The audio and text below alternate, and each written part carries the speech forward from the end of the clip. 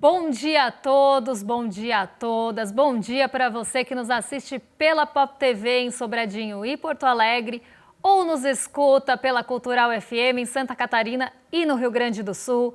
Sejam todos muito bem-vindos e bem-vindas a mais um ICL Mercado Investimentos.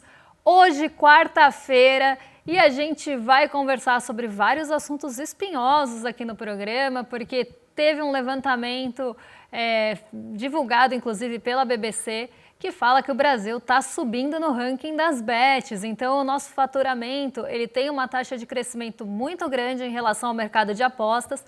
A gente já ocupa o 5º lugar entre os países que tem essa regulamentação, inclusive. Vou explicar por que é que a gente está no 5º lugar, porque tem ranking que mostra o Brasil numa posição diferente, mas o mais assustador é que a gente teve um crescimento muito rápido e isso já era previsto, inclusive, por casas de apostas que queriam aumentar a operação aqui no Brasil. Então, a gente vai tratar desse assunto com vocês, dos principais aspectos, inclusive, envolvendo aí a polêmica do mercado de apostas e como isso é danoso para a nossa sociedade de forma geral, como os recursos saem de outras esferas para ir para esse mercado que normalmente não deixa nada aqui, a não ser o rastro de destruição.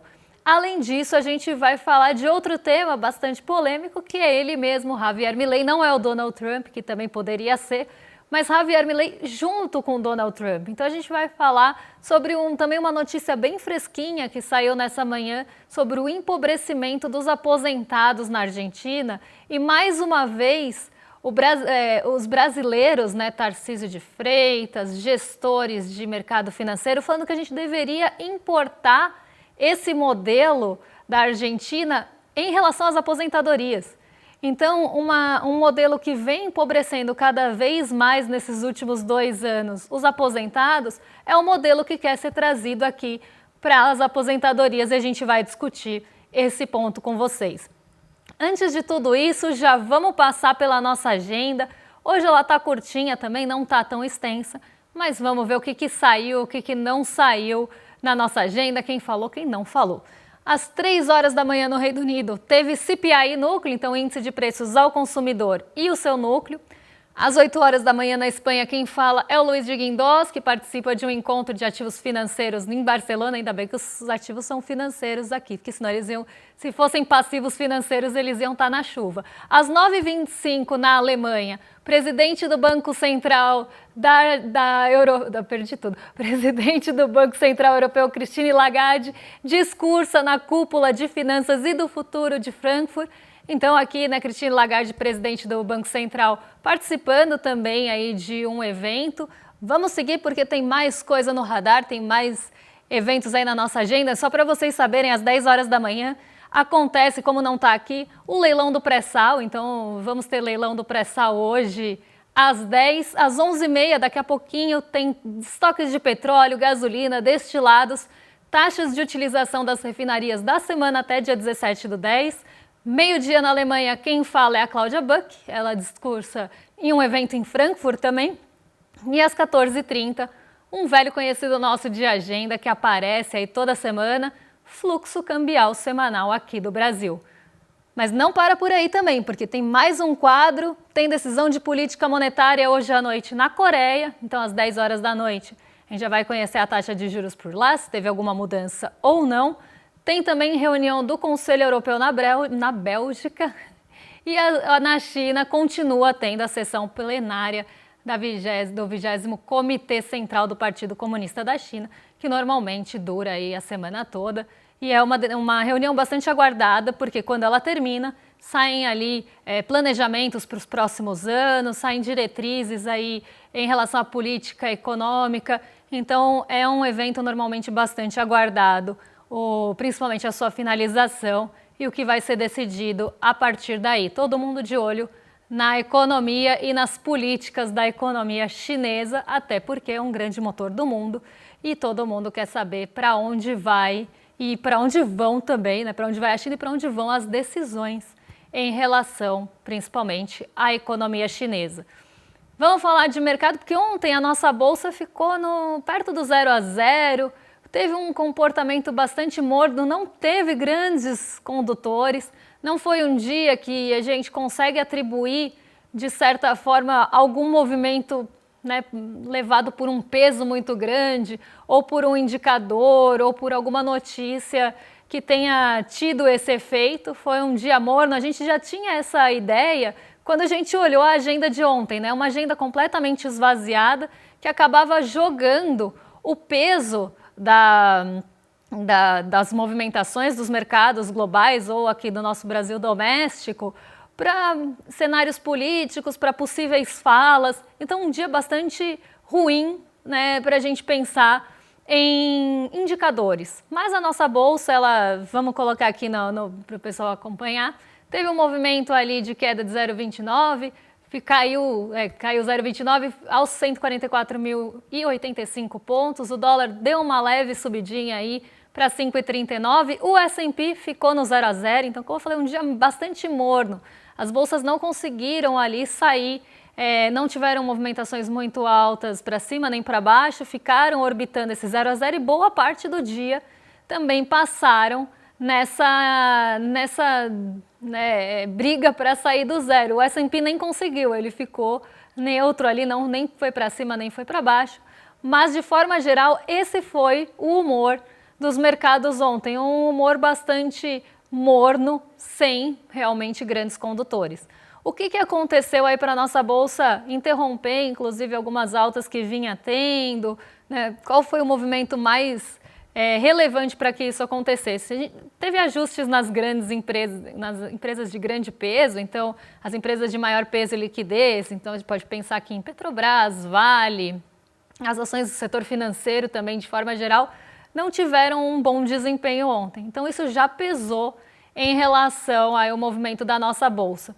O que levou, né, as bolsas em Nova York até estimarem um certo otimismo, mas não sustentarem o otimismo, foi justamente as questões diplomáticas. Então existe uma expectativa e isso conduziu bastante o humor ontem, mas não teve força suficiente para mover os mercados. Então aquela expectativa de reunião entre Donald Trump e Xi Jinping, algum desfecho positivo dessa história toda, a questão diplomática em relação a outros países, principalmente ali no Oriente Médio, também voltaram para o radar.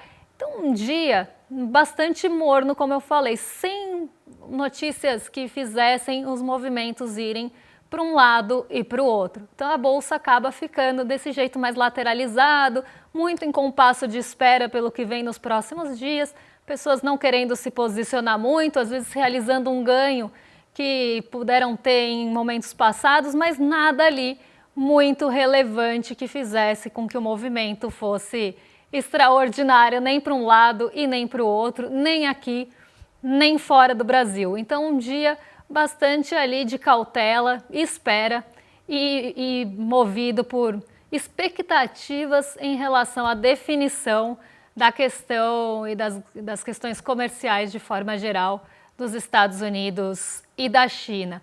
Vamos agora passar para um assunto nosso aqui, né, de vizinhos nossos. Vamos falar do Donald Trump, né, que acabou tendo uma declaração em relação à Argentina bastante polêmica. A gente tem o VT, vamos colocar daqui a pouquinho para vocês, porque ele falou: tá morrendo.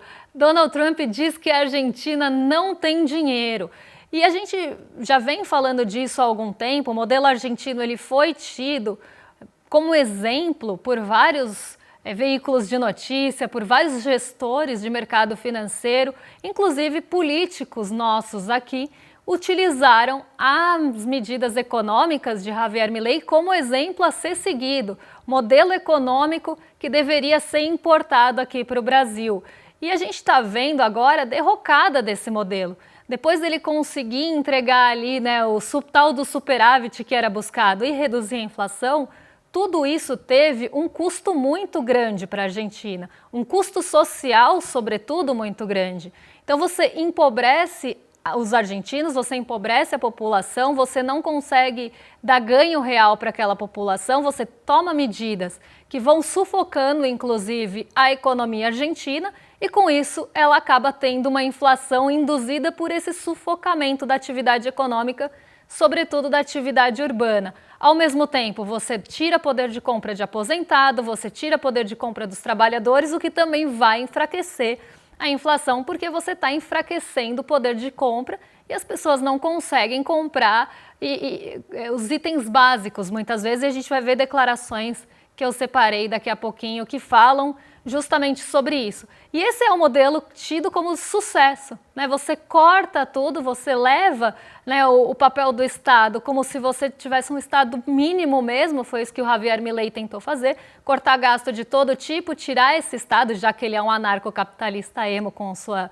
franja, você coloca, né, esse papel do Estado bem reduzido e tira esse poder indutor de crescimento do Estado e de movimentar também setores estratégicos. Quando você tira o Estado disso, em tese, o mercado assumiria o lugar e se autorregularia. Não é isso que dizem? Ou que se você fizer todas as reformas esperadas, a confiança vai chegar e vai fazer o país prosperar? Eu acho muito curioso curiosa essa discussão em relação ao neoliberalismo, porque parece que ele só dá certo quando ele acaba. Quando você está tendo ali as políticas neoliberais, você não consegue ter o crescimento, o país encolhe, você tem uma série de fatores. Tudo bem, você entrega um ajuste que era esperado do lado fiscal, mas com um custo muito grande para a economia e para a população.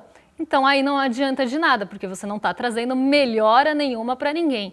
Então parece, né, você começa a ter ali as medidas neoliberais que normalmente só favorecem alguns setores que vão, inclusive, apoiar esse tipo de medida porque vão se favorecer, mas você não consegue fazer com que o país engrene um crescimento, com que a sua população tenha ali melhora no seu poder de compra. Você tira tudo isso e acaba deteriorando a economia do país. E aí depois que, né, o neoliberalismo acaba e se ele for substituído ali até por um governo que tem uma medida diferente, ele volta a crescer.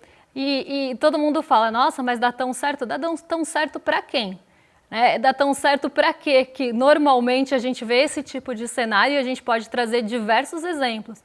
Isso porque quando você tira o poder de compra da população, quando você achata ali os salários, você arrocha os aposentados, que demanda futura que você vai esperar para investir naquele país? Ninguém vai investir num país se ele não vê demanda naquele futura.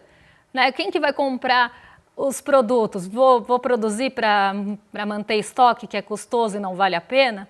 Vou expandir a minha capacidade de produção, sendo que eu não vejo um mercado ali na frente, não acho que vai ter demanda para aquela produção? Então, cada vez mais você entra num ciclo negativo. Você deixa de produzir, depois você encolhe a sua capacidade produtiva, começa a demitir gente e isso vai também minando cada vez mais a expectativa de demanda.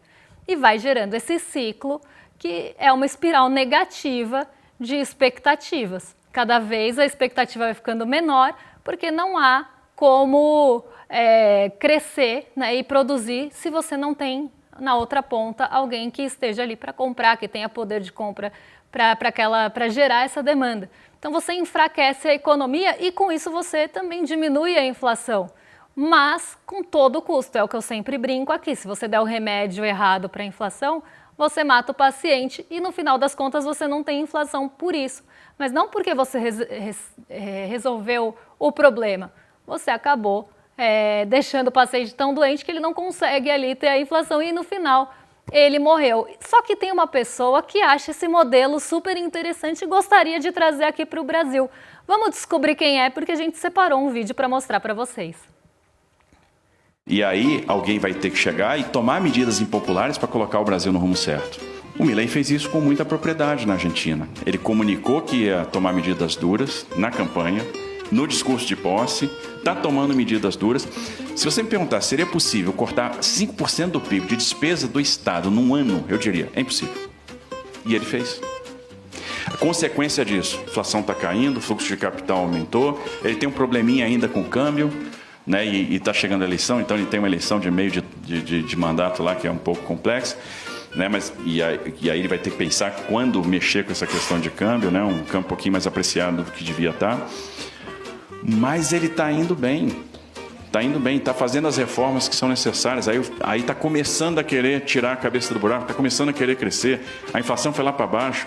Ou seja, se ele está fazendo isso numa situação muito mais complexa e está mostrando que é possível, por que a gente não vai fazer a mesma coisa? Por que a gente não vai fazer a mesma coisa, né, Tarcísio? Que ótimas ideias. Eu acho muito bom como o Tarcísio passa um pano, né? Quem precisar é alguém de limpeza, chama o Tarcísio porque ele passa um pano que é uma beleza. Olha como ele passa um pano pro Javier Milei. Ele tem um probleminha com o câmbio. Um dólar um pouquinho apreciado, pelo amor de Deus. Né? E aí ele fala, se eles conseguiram fazer lá com todos os problemas, né, a gente não vai conseguir fazer aqui, mostrando que ele está vendo, né, esse modelo do Milei como um modelo de sucesso. E vários outros gestores, notícias, veículos de comunicação já colocaram o Tarcísio, né? Nem é uma opção ainda concreta de concorrente à presidência, né, da corrida presidencial, mas já colocaram ele como se ele fosse esse espelho do Milei, que ele fosse ter uma atitude responsável fiscal, porque vai cortar tudo que querem que corte, vai entregar as coisas para iniciativa privada, que no final das contas é isso que o mercado quer, né? Que corte o que tem que ele acha que tem que cortar, então benefício social, tire a indexação da correção da Previdência, do salário mínimo, que não tenha ganho real no salário mínimo e nas previdências, porque o mercado acha que esses são os problemas do Brasil.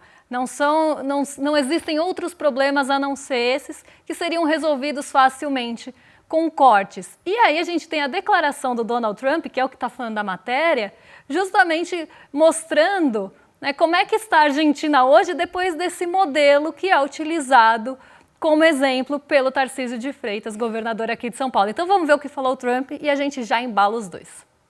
Question is, what do you have to say to U.S. farmers who feel that the deal is benefiting Argentina more than it is them, as they are Argentina is fighting for its life, young lady. You don't know anything about it. They're fighting for their life. Nothing's benefiting Argentina. They're fighting for their life. You understand what that means? They have no money. They have no anything. They're fighting so hard to survive. If I can help them survive in a free world, I happen to like the president of Argentina. I think he's trying to do the best he can. But don't make it sound like they're doing great. They are dying. All right? They're dying. Eles estão morrendo, estão lutando para sobreviver. Gente, desculpa fazer vocês assistirem Donald Trump seguido, né? Depois de Tarcísio de Freitas. Mas olha o que ele está falando, né? Que eles estão sobrevivendo, que eles não têm dinheiro, não tem nada. O que ele puder fazer para ajudar. Donald Trump foi bastante criticado, inclusive, pelas decisões de comprar ali bovinos, gado da Argentina. Então você vê, né, que o próprio Donald Trump está falando que a Argentina não tem dinheiro, não tem nada, que está muito ruim, eles estão lutando para sobreviver. Donald Trump também tem a sua visão, né, estadunidense de outros países. Vamos colocar isso aqui na conta, mas ele está falando justamente das dificuldades que a Argentina e o povo argentino estão enfrentando depois de todos os socorros que foram pedidos a ele pelo Javier Milei, que foi ao FMI, que foi ao Donald Trump e ganhou um tweet impresso e teve que fazer aquele papelão com a foto do tweet. Então você vê que todos esses pedidos de socorro, inclusive para intervenção cambial, porque as reservas da Argentina estão indo para o ralo, estão indo embora, você tem toda essa ainda visão aqui do Brasil de que esse é o modelo de sucesso. Quando a gente está vendo e provando por A mais B que não é um modelo de sucesso, só que um gestor bastante conhecido que normalmente aparece aqui no programa falou também sobre isso, falou sobre os aposentados e como isso deveria ser levado em consideração. Vamos colocar aqui a matéria que a gente tem da Folha, depois a gente coloca a própria fala do gestor, porque para o Stuhlberger, que é um gestor conhecido de uma asset grande aqui do Brasil, a asset é uma gestora de recurso que tem fundos, ele é do mercado há bastante tempo. Ele diz que basta Lula corrigir a Previdência pelo IPCA que o mercado se acalma. O Stuhlberger ele já está vendo um possível governo Lula 4, ele já falou isso algumas vezes, e que o problema que precisa ser corrigido pelo presidente Lula é justamente a indexação da Previdência. Enquanto o mercado financeiro e outros setores não conseguirem isso, de desvincular a Previdência do mínimo e da valorização do mínimo, eles não vão acalmar. É isso que ele está falando. E muitas vezes o mercado já deu sinalização em relação a isso, porque se vê a Previdência e o custo previdenciário como um grande problema.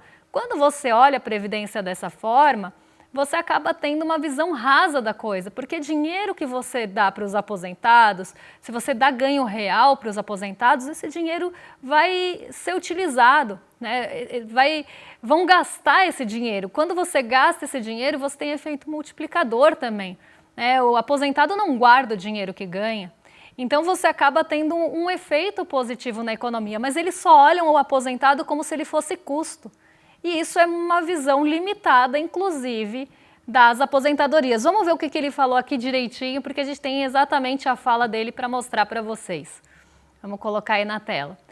Imagine que você está na noite que o Lula ganhou. E ele fala, estou convencido de que a Previdência não vai subir pelo IPCA e não pelo salário mínimo, porque hoje existe uma indexação da Previdência pelo mínimo. E aí, quando o mínimo é corrigido de forma real, a Previdência também é. Por isso que se fala que quando você ajusta o salário mínimo com ganho real, acima da inflação, isso pressiona os gastos e a Previdência, porque os benefícios e a Previdência são também indexados e aí sobem consequentemente. Então, vai subir pelo IPCA e não pelo salário mínimo como é hoje. Basta falar isso que os mercados se acalmam. Então, você vê que ele está usando, né, o mesmo ali argumento que está também sendo utilizado na Argentina. Stuhlberger já falou várias vezes, inclusive, em relação a isso, já fez essas comparações entre o Brasil e a Argentina junto a outros gestores também de recurso, como se esse fosse o grande problema do Brasil. Mas vamos ver o que aconteceu na Argentina depois que eles começaram a achatar o ganho dos aposentados. A gente tem a notícia aqui, né? Aposentados são os mais empobrecidos em 2 anos de ajuste fiscal de Milei na Argentina. Idosos tiveram suas aposentadorias congeladas em meio a uma economia inflacionária, se tornando o setor social mais impactado pela política libertária. E aí, nessa mesma matéria do Estadão, eu achei até curioso o Estadão fazer uma matéria assim. Mas vamos seguir aqui, né? Estadão e outros veículos que já enalteceram Milei em outras ocasiões. E aí tem aqui a fala de uma argentina. Eu compro o mínimo. Não compro roupas há anos, só comida. Sempre cozinho em casa para economizar e não sou de ficar saindo, relata a aposentada. Mas ainda assim o valor não chega no final do mês. E olha que eu não ganho o mínimo. Se para mim já está ruim, imagina para quem é mais pobre do que eu. Então essa é a situação que a gente tem na Argentina hoje, de empobrecimento dos aposentados, os aposentados sendo muito prejudicados por todo esse ajuste fiscal. Então é aqui que está, né, o outro lado do ajuste que todo mundo comemorou. Porque agora a Argentina tem superávit fiscal. No lombo do aposentado, do trabalhador, do argentino que não consegue mais ter poder de compra. E aí, se a gente pega justamente esse exemplo, a pessoa não compra nada, não consegue comprar roupa há anos, cozinha em casa, mal dá para viver e chegar no final do mês, é óbvio que você vai começar a ter uma pressão menor nos preços também. E aí, para ela, a situação piorou nos últimos 2 anos, embora a inflação esteja controlada. Então, por mais que você controle a inflação, o poder de compra da população não está conseguindo acompanhar. E nesses 2 últimos anos, isso foi agravado. Então, é esse modelo que querem trazer aqui para o Brasil? Querem colocar os aposentados em mesma situação aqui? Porque a gente já viu todo tipo de horror sendo falado, ou em relação à aposentadoria ou mínimo, né? Que deve congelar o salário mínimo, não tem que dar ganho real, que tem que desindexar do salário mínimo a previdência, porque isso é custo, isso pesa. Então, é assim que, normalmente, os aposentados que trabalharam a vida toda num país são vistos como custo, depois que se aposentam, e nem se pensa no efeito multiplicador que eles podem ter se gastarem na economia. E eu acho que aqui está um exemplo que não deu certo e que não deve ser seguido, diferente do que fala Tarcísio de Freitas. Vamos passar rapidinho pelo nosso último assunto, porque é um assunto importante e preocupante. O Brasil está no top 5 global de bets em faturamento. e atingiu o faturamento recorde de 4 bilhões de dólares, o que dá mais de 20 bilhões de reais. Esse foi o faturamento das bets no ano passado, porque com a nova regulamentação, os impulsos tecnológicos e a paixão pelo futebol, esses foram os 3 pontos abordados aí pelo motivo da gente estar no topo. E a gente também tem toda a questão da propaganda, né? As propagandas de bet estão em todos os lugares. Você liga a TV, o campeonato ele é de uma bet. Aí a camisa do time também tem a bet. Aí tem um influenciador que mostra que está ganhando dinheiro com a bet com o vídeo gravado. Então você tem toda uma máquina ali de propaganda para estimular cada vez mais. E a gente ainda tem uma situação aqui no Brasil que é o brasileiro querendo até chegar também no fim do mês com algum dinheiro. Então eu acho que essa grande ilusão do brasileiro de que ele vai enriquecer com uma coisa dessa, e às vezes nem enriquecer, mas ter algum dinheiro extra, é justamente reflexo da nossa sociedade tão desigual. A pessoa se apega em pequenas coisas que ela acha que ela vai conseguir ganhar, só que ela começa a perder. E quando ela começa a perder, ela entra numa espiral de querer gastar mais para recuperar o que perdeu. E aí é que mora o problema. O Brasil já está em 5º lugar, com 4,14 bilhões aí de faturamento. Os Estados Unidos em primeiro lugar, em alguns rankings, a gente vê alguma inversão nesse pódio aqui. E aqui está explicando por quê. É porque está considerando o Fantasy Football, que nos Estados Unidos é super forte, então aquela modalidade que você monta seu time e vai ganhando ali conforme o time vai ganhando também e o membro daquele time está no time que você escolheu. E você tem também as corridas de cavalo, então tem outros pontos ali que são grandes nos Estados Unidos, mercados que são grandes e que estão sendo considerados aqui. E no caso de Ontário também, no caso do Canadá, está a Ontario Lottery, que também é bastante grande. Então, só para explicar por que o ranking ficou dessa forma, caso vocês vejam um ranking um pouquinho diferente. Esse ranking foi divulgado pela BBC e mostra, né, esse triste retrato aqui do Brasil se consolidando no mercado, como um mercado grande das bets. E isso já era previsto por uma empresa que comprou boa parte das bets brasileiras, uma empresa internacional, a Flutter. Ela acabou expandindo o seu mercado e ela já via no Brasil, por isso que entrou aqui e até deixou outros países da América Latina de fora. Quando ela começa a operar aqui no Brasil, ela vê um potencial enorme de mercado aqui e começa a investir pesado no Brasil e comprar bets brasileiras para se consolidar nesse mercado, e hoje detém 11% do nosso mercado aqui. E olha como ela vê, né, o potencial de crescimento no Brasil. Não sei se vocês... até muito parecido com o ranking que a gente acabou de ver. Não sei se vocês conseguem ler, porque tá ruim pela qualidade da imagem, mas aqui ele está mostrando quais são os maiores mercados, e não só isso, os que têm maior projeção também de receita. Então, aqui era um documento de relação com os investidores que mostrava justamente e justificava essa entrada em alguns mercados e de alguns países e outros não. E o Brasil sempre visto com esse potencial. Inclusive, a taxa de aumento dos mercados de aposta no Brasil é de 12%.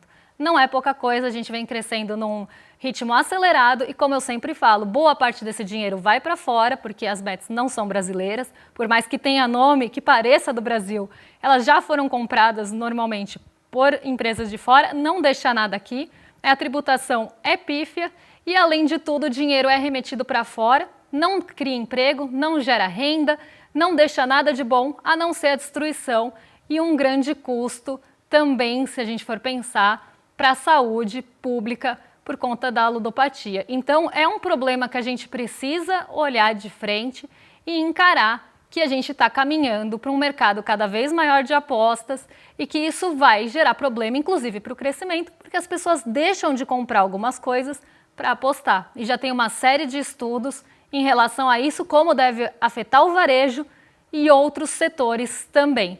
Então é isso, gente. Eu me despeço por aqui. Vou só chamar vocês para entrarem na nossa aula gratuita que vai acontecer no dia 30 de outubro, quinta-feira, às 8 horas, e vai ser a aula da grande mentira do capitalismo com o Gessé Souza. E aí a gente vai entender como o sistema iludiu os trabalhadores e transformou os cidadãos em consumidores. No dia 30, para assistir a aula, que é gratuita, você só precisa se inscrever em iclmercado.com.br para acompanhar aí essa aula e ter, né, uma aula magna mesmo e uma aula que vai ser incrível. E como é grátis, você só precisa pegar o seu ingresso no link do mercado que está aí na tela. E aí você vai ser avisado do horário e consegue participar. Agora sim, vou entregar para os meus vizinhos de cima, porque o William De Luca e Guga Noblar já estão a postos para receber vocês. E eu volto amanhã com os principais assuntos do dia que mexem com as nossas vidas, com os nossos bolsos e também com a nossa bolsa. Um beijão e até lá. A esquerda... Pois é, você ouviu um na hora que eu falei essa palavra, porque não deixa falar essa palavra aqui, mas esse é o título do novo livro de Gessé Souza. Com certeza um assunto polêmico. Muitos concordam, muitos discordam e muitos ficam verdadeiramente irados se a gente fala isso. No dia 30 de outubro, uma quinta-feira, às 8 horas da noite, a gente vai ouvir do Gessé, o autor desse novo livro, os motivos pelos quais ele acha que a esquerda perdeu força, mas também como ela pode recuperar a sua capacidade de mobilizar e a sua capacidade de pressionar por pautas que beneficiem o povo trabalhador e as pessoas que verdadeiramente produzem riqueza no país. 30 de outubro, uma quinta-feira, às 8 horas da noite, a gente vai estar ao vivo com o Super Gessé Souza. Don't waste my time. Na loja Sou ICL você encontra camisetas, canecas, mochilas e bonés que carregam ideias.